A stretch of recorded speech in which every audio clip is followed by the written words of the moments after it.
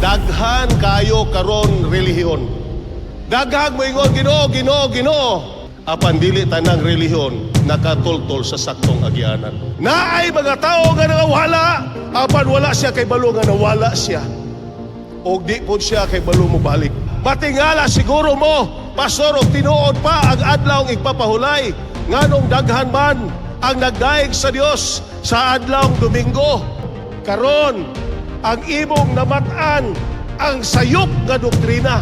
Naiuban, pastor, mao na magod akong namatan, ako na lang pagkamatyan.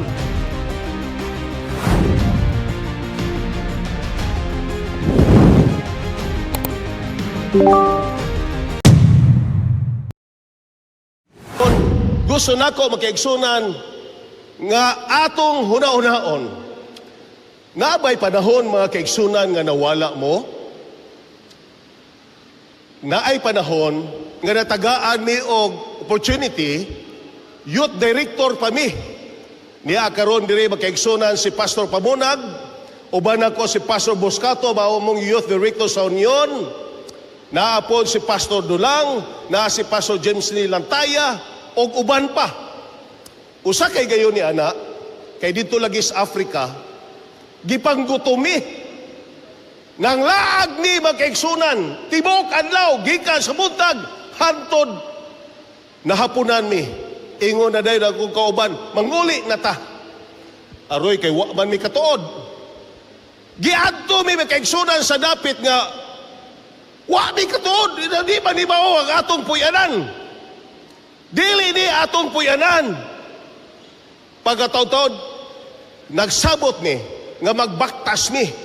Kay among nakita, nga sa among puyanan, na ay ilhanan, na ay tower. Pagkataw-taon, nakita na mo ang tower. Si Pastor Pamunag, uy, ingon siya, dirita agi. Kay mauni ang pinakaduol nga agyanan padulong dito sa atong puluyan. Si Pastor Dulang po, ningon siya, dili part, kay papart na ni sila. Part, dili part. Diri ang pinakaduol. Kami ni Pastor James Lee, nako, bahala nag-asa dapit mo to, basta makaabot mis puluyan. Lakturo na itong sugilanon, makaigsunan, nagkapinog oras, nagsigi silang dalisay. Ningon ako sa part. Hinumdumi, musical student ko. Nagtuon kong direksyon og asa dapit. Ingon po si Pastor Pamunag, ayaw biya kalimot nga konduktor po ko. Hinako, usa kay kalaina, usa kay kanang konduktor makaigsunan, hinoon, kay balo siya direksyon nga, driver, para sa, kay dirira mo na og, konduktor kuno siya. Nagsigibi kong katawa makaigsunan. Nadugay yun mi. Pila mi ka oras bago nakaabot di atong among destinasyon nga puluyanan. Igsuon, daghan kayo karon relihiyon. Daghang moingon Ginoo, Ginoo, Ginoo. Apan dili tanang relihiyon nakatultol sa saktong agyanan. Karong kabuntagon makaigsunan atong isgutan sa makadiyot. Lucas 15:3-4. Busa iyang gisultihan sila nining usa ka sumbingay. Kinsa bang tawhana kaninyo nga may usa ka gatos ka mga karniro nga kung mawad-an siya usa ka buok niini, dili mo biya sa kasiyaman o siyam diha sa kaawawaan. Og moadtos pagpangita ni atong usa ka nawala hangtod nga hikaplagan niya kini. Og sa iya na kining makaplagan, kini pasano niya og malipayon diha sa iyang mga abaga. Sumbingay ni mga kaigsaanan o kaigalaan. Mao kani ang pagpangita sa nangawala. Actually, dili si Pastor Obos, dili ang matag gabiin ninyo nga speakers ang nangita, apan gisugo lang kami, nga moanhi kami diri sa isla aron sa pagpangita sa nangawala. Karon, unsay gihimo? Sultihan ko kamo, nga sa ingon usab ni ana may labi pang kalipay unya dito sa langit tungod sa usa ka makasasala nga naghinusol kay tungod sa kasiyaman og siyam ka mga taong matarong nga wala manginahanglan sa paghinulsol. Busa kamong mga bagong gibautismuhan karon, dalaygon ka mo kay nakaangkon mo sa himaya sa Dios. Amen? O karon mga kaigsonan, Lucas 15:8 ingon, o pananglito sa kababay nga may napulo katag-sa-tag sa dako, kawad-an og usa unsa may iyang buhaton. Magdagkot siya og suga, og manilhig sa iyang balay, og iya kining pangitaon pag-ayo hangtod makaplagan. Maunay among gihimo, nagsigimig panilhig, aron nakita mo nga nagawala. Kay nga naman, kaning salapi, wa siya kabalong nawala, di po siya kabalik. Di po siya kay balong mubalik. Nagpasabot magkaigsunan na ay mga tao nga nangawala, apan wala siya kay balong nga nawala siya. O di po siya kay balong mubalik. Karon, usa, og inig kakaplag niya niini, tago niya ang iyang siligan, og muingon siya kaniya, maglipay kita kaya akong nakaplagan nga nawala kong usa kadako. Usa man ni, usara kadako, malipay siya. Igsoon higala tuganan tamo, bisag usa lang ang nagpabautismo karong adlaw. Dako na ang kalipay sa Dios tungod kay magkumbirasya sa usa ka kalag nga nawala. Amen.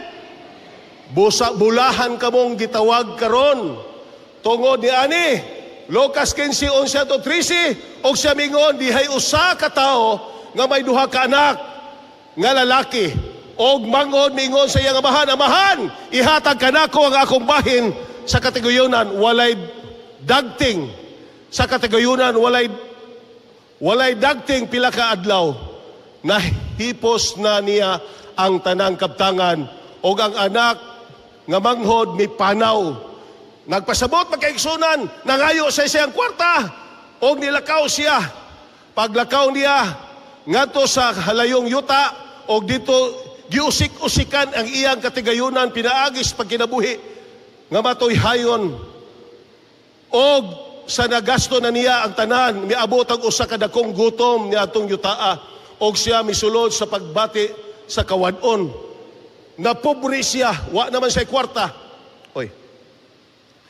Og busa siya miadto, mikapyot sa usa ka nagpuyo na itong yutaa, og siya gisugon ini ngadto sa iyang kaumahan aron sa paglawog sa mga baboy. Og siya nangandoy sa pagbusog, siyang kaugalingon bisan pa sa mga bunga, sa mga biatilis nga gikaon sa mga baboy, og wala na taoy mihatag kaniya bisan usa. Luoy na siya. Wa na ganing siya pagkaon. Busa ang pagkaon sa baboy, gusto na po niyang kumbintisyahan ang baboy, magkaigsunan. Mikig-ilog siya sa baboy. Apan, tuganan na mo. Apan sa dahulian na siya sa pamuot, siya mingon, pagkadaghan gayod sa sinuhulan sa akong amahan. Gamay mga pagkaon nga nang hingapin, samtang diin nagakamatay ako sa kagutom. Butindog, og muadto ako sa amahan, og ingnon ko si amahan, nakasala ako batok sa langit og sa imong atubangan. Mao na'y gihimo ninyo karon, mga kaigsunan o kaigalaan. Kapila naman mo, nagpatuyang sa kaugalingon. Ni ay si Brother Erno. Asa man to siya? Taas kabot lang, Brother Erno. Ama to si Brother Erno. Brother Erno, katong palahubog. Amigo nako, palahubog. Tuganan tamo magkaigsunan kada gabi na magsigil. Pero karon ni Asya uban nato. Dalaygon ang Dios magkaigsunan tungod kay ang gahoms Ginoo nagaingon, og dili na ako takos pagatawgon pa nga imong anak, himuan na lang akong usa ka imong sulugoon o sinuhulan. Igsoon, mao na, brother, sa diha nga ikaw nakita sa katilingban dito sa barangay, karon kay gidawat nimo si Ginoong Hesus. Pag-usab kay ikaw ang dakong mensahe nga gipadala sa Dios, nga ang tibok barangay matingala sila kung kinsa ang Dios nga naa diha nimo. Karon makita nato apan sa pagsadya o paglipay kinahanglan himuon ta kay kining imong igsuon namatay apan karon nabuhi siya pag-usab. Namatay na ikaw tungod sa imong pagpakasala. Apan salamat karon kay nabag-o ka. Murag si Duterte na siya. Igsuon, unsaon nato pagkakaplag sa insaktong dalan. Daghan ka nato karon, mingon pastor. Niyay uban siguro nato karon, mingon pastor. Dili lang ko magpabautismo. Kay human ako na bautismuhan. Apa niyay usa ka dako makaigsunan. Nga balita alang ka nato, unsaon nato pagpangita sa insaktong dalan. Buhat 24:14. Hinoon, ipadayag ko kini kaninyo, nga sumbala sa dalan nga ilang gitawag og pundok, ako nagasimba sa Dios sa among mga ginikanan o nagatuo sa tanan nga nahimutang diha sa kasuguan o naisulat sa mga propeta. Kung ang imong simbahan karon wala magtuman sa insaktos kasuguan sa Dios, dili na tinuod nga dalan. Okay, ang tinuod nga iglesia nagsubay sa gingon sa Biblia.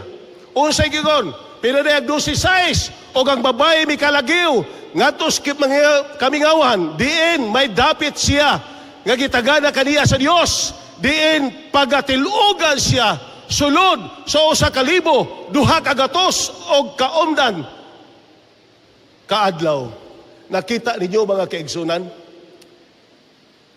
niyay ilhanan sa tinuod nga iglesia.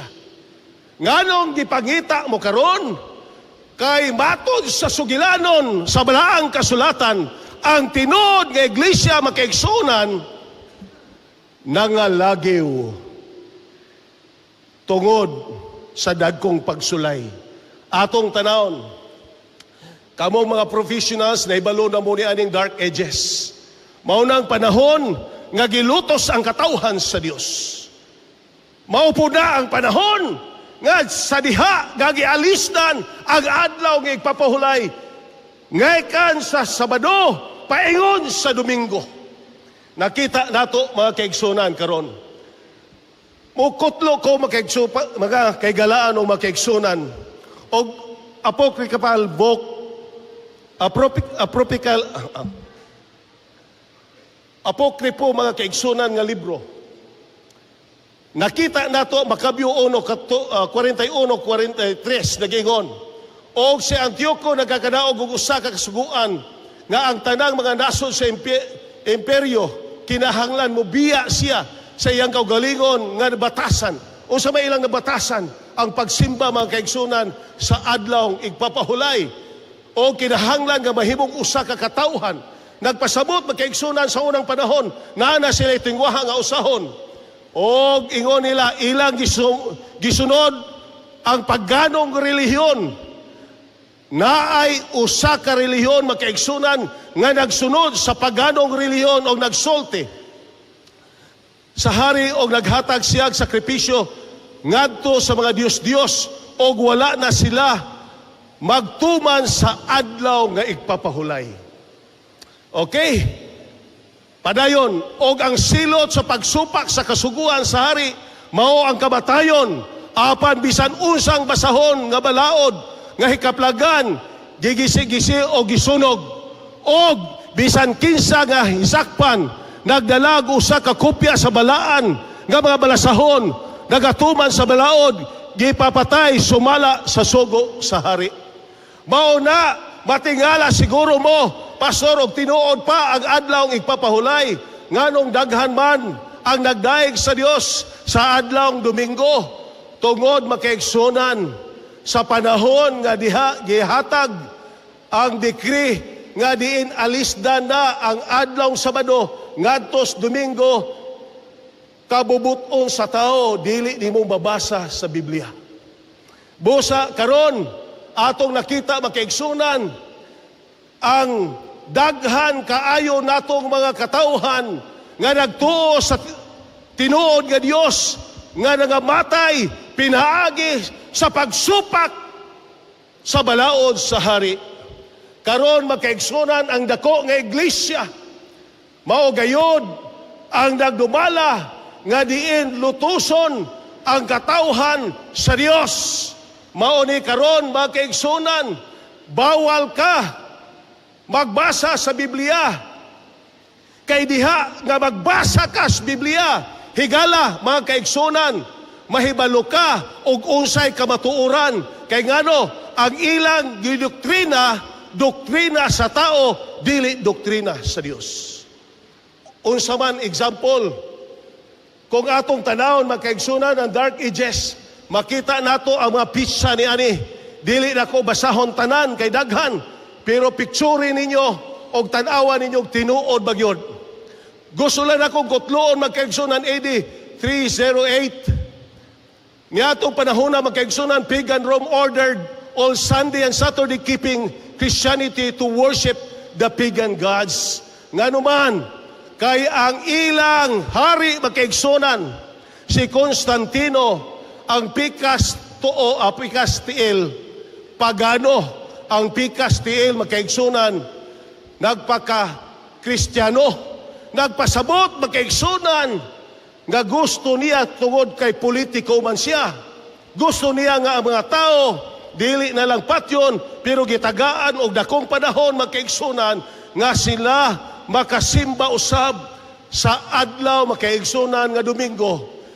Kanang Sunday, adlaw na magkaigsunan, nga ilang sa ulogon ang gagahom sa Dios nga mao ang adlaw. Okay?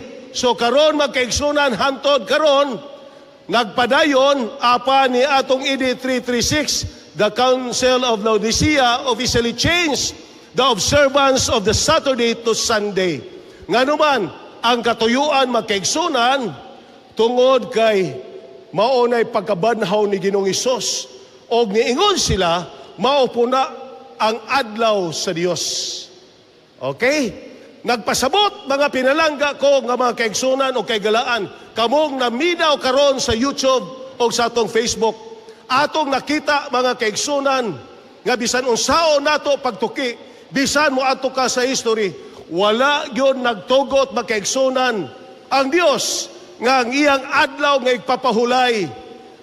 Timaan sa iya mga katawhan, alisdan sa laing adlaw.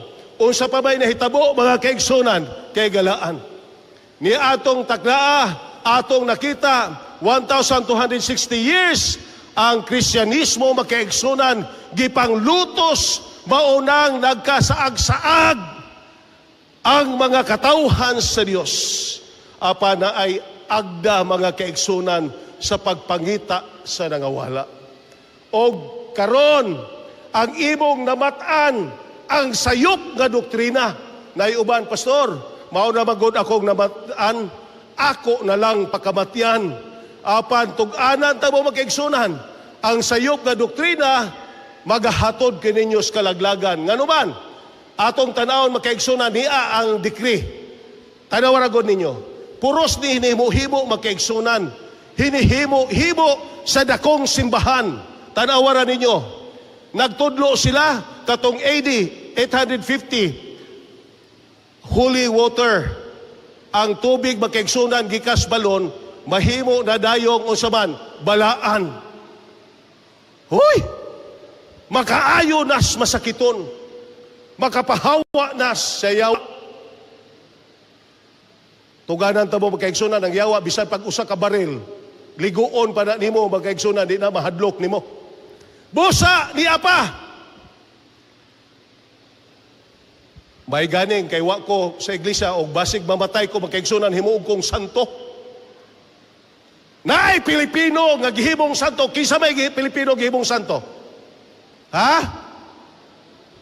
Kisa? Oh, kisa pa? Unsa ba na siya? Dios nga? Dios, santo sa? Uy, di mo kauban, kaya di mo katingog. Niapag yun. AD 998 magkaigsunan. Panahon sa Birnis Santo, mag-fasting ta, di ta mga og karne. Diba? Iyag, binat-buhat ra na. 11th century, imbis ang Ginoo naghimo og langit o impyerno, na po'y purgatorio. Wagay makita ang purgatorio sa Biblia. Pero hinimo-himo mga kaigsunan. Di apay lain, 1666, ang tinuod nga bautismo ilubong, nagsugod mga kaigsunan, nga bisan bata, wisik-wisikan lang.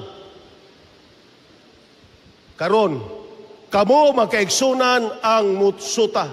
Kamo karon nga naminaw. Kamo ang mutanaw og tinuod makaha. Ang imo karong gibarugan. Di na lang ako basahon, madugay ta. Picture ninyo. Human tan-awan ninyo, makaigsunan og tinuod ba na kung gisulti ninyo. Daghan ang gihimo nga dili maayo ang dakong iglesia. Napasalaag ang mga katawhan sa Dios. Mao nang ningon ang Ginoo, daghan akong katawhan nga wala pa ni aning turila.